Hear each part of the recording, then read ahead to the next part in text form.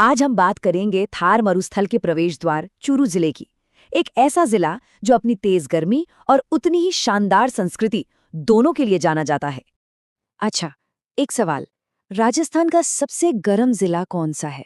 जी हाँ, आज हम उसी जिले की गहराई में उतरेंगे जो गर्मी के सारे रिकॉर्ड तोड़ने के लिए मशहूर है, चूरू जिला। तो आज के इस सफर में हम क्या क्या देखने वाले हैं?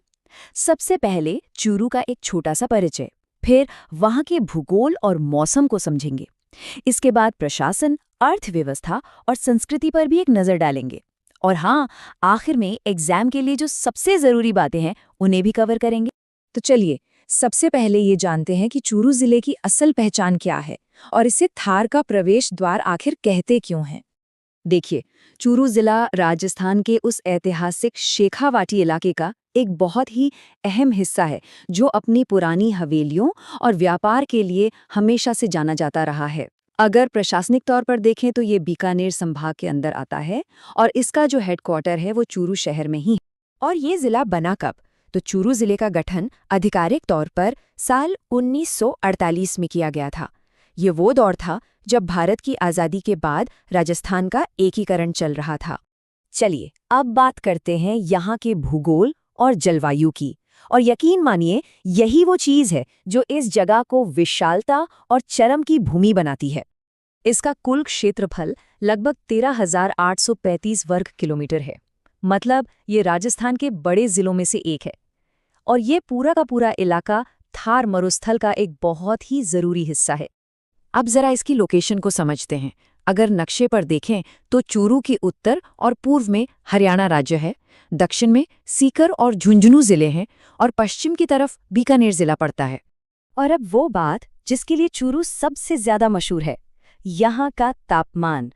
यहाँ की रेतीली मिट्टी और हरियाली की कमी का नतीजा ये होता है कि गर्मियों में पारा 50 डिग्री सेल्सियस को भी छू लेता है और यही बात इसे राजस्थान का सबसे गर्म जिला बनाती है।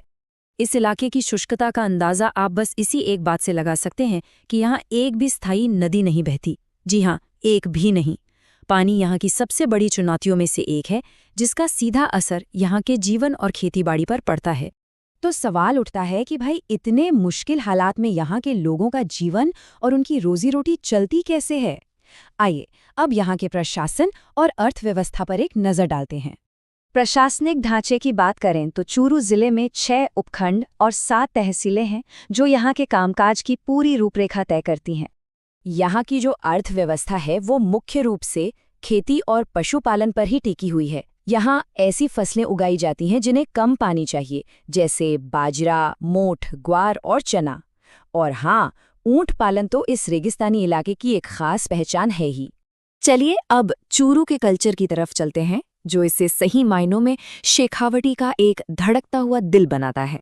चूरू की एक बहुत बड़ी पहचान है ताल छापर अभयारण्य। ये एक बहुत ही खूबसूरत जगह है जो प्रवासी पक्षियों और खासकर काले हिरणों का घर है। दुनिया भर से प्रकृति प्रेमी इसे देखने आते हैं। इसके अलावा चूरू अपनी शानदार हवेलियों, अपने लोक संगीत और रंग बिरंगी परंपराओं के साथ शेखावाटी की जो समृद्ध लोक संस्कृति है उसका एक बड़ा केंद्र माना जाता है। और चलिए अब आखिर में परीक्षा के नजरिए से जो कुछ सबसे जरूरी बातें हैं उन्हें फटाफट से दोहरा लेते हैं। तो जो मुख्य बिंदु याद रखने हैं वो ये हैं। पहला, चूरू को थार का प्रवेश द्वार भी कहते हैं। दूसरा, राजस्थान का सबसे ज्यादा तापमान यहीं रिकॉर्ड किया जाता है। तीसरा, यहाँ पर मशहूर ताल छापर अभयारण्य है। और चौथा, इस जिले में कोई भी स्थायी नदी नहीं है। तो अंत में एक सवाल मन में आता है कि चूरू जैसे इतने मुश्किल और चरम वातावरण में जिंदगी आखिर फलती फूलती कैसे है? शायद इसका जवाब यहाँ के लोगों की हिम्मत और जीवटता में छिपा है।